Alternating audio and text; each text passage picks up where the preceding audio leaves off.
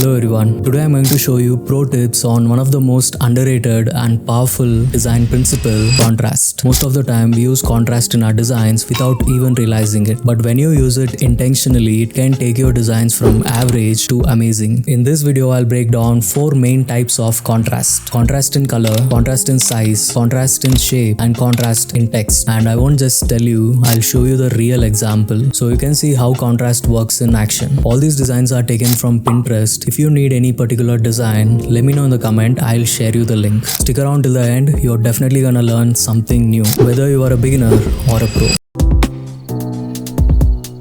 Let's start with most basic and easy to understand color contrast. Here are 4 circles. By changing the color of one makes a perfect contrast. Color contrast means using different colors to highlight or separate elements in your design. It helps guide the viewer's eyes and gives importance to specific parts. Take a look at this first example. Here's a text added in this design. Everything looks clean, but if you change the color for one word, that simple change immediately pulls attention to the word. Just one word in different color and it stands out. Now let's look at the image based example. All the cookies are dark except one, which is in white. This single change in the color makes strong focal point. Your eyes naturally goes to the different one. That's color contrast. You can use this technique in photography, either by editing the photo afterward or planning the shot carefully during the shoot. Another great use of colors is when you add it in shape to bring attention to certain parts. Notice how one shape is filled with red and others are black. Your eyes is drawn to that shape first. Simple but powerful.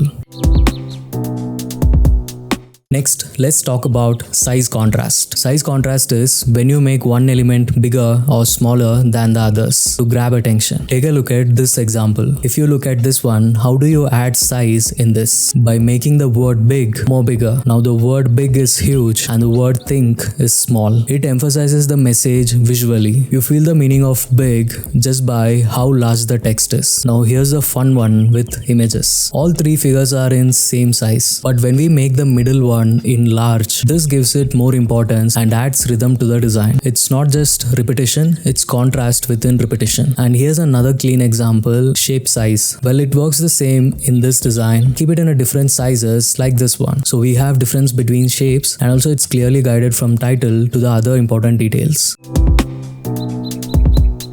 Shape contrast is all about mixing different shapes to create interest and highlight the specific element. I'll try to make one circle as square. That is a simple way to understand. This design mixes curved and blocky shapes. The red circle adds variety and instantly draws attention. And in photography, shape contrast works too. All the people are standing in circle, but the one person is facing the opposite way. This contrast is pose and arrangement creates a unique and memorable photo. When working with the vector shapes or icons, you can try changing one element's form. The ball on the left is large and separated. The rest are smaller and grouped. This draws the eye and creates a sense of movement. Perfect for posters or campaigns that need to show movement and energy.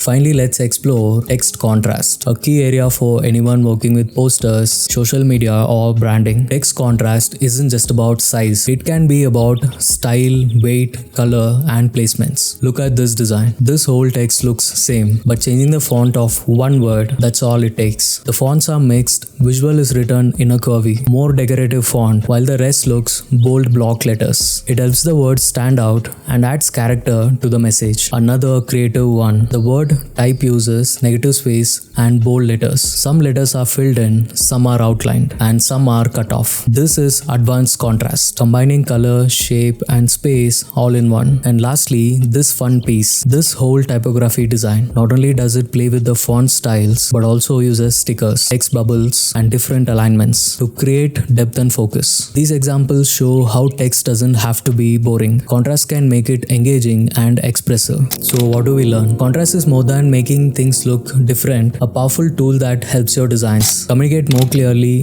guide the viewer's eyes, create focus and rhythm, make your work look more professional and intentional. But there is something important. Don't rely on contrast alone. A good design uses multiple principles together: contrast, alignment, balance, repetition, and more. And sometimes it's okay to break the rules. Great designers know the rules and also when to bend them. At the end of the day, design is solving problems and communicating the message in the most creative and effective way possible. Let me end with a quote from a book, The Elements of Graphic Design. The goal of the contrast is to direct the viewer's attention. Every element should either belong together or stand apart, nothing in between. So next time you design, use contrast wisely and your designs will not only look better, it will communicate better. Thanks for watching and I'll see you in the next one.